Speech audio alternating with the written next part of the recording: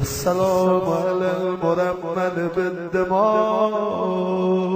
السلام على المهتوك الخباء،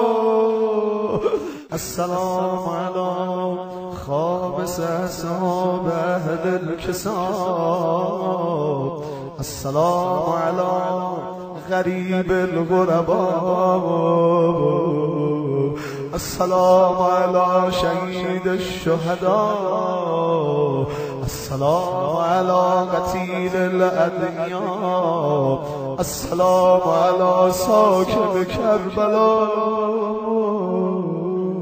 السلام على من بكت ملائكة السماء،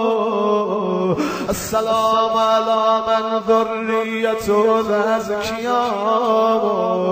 السلام على يعصوب الدين، السلام على منازل البراهين، السلام على الأئمة السادات، السلام على الجيوب المدرجات، السلام على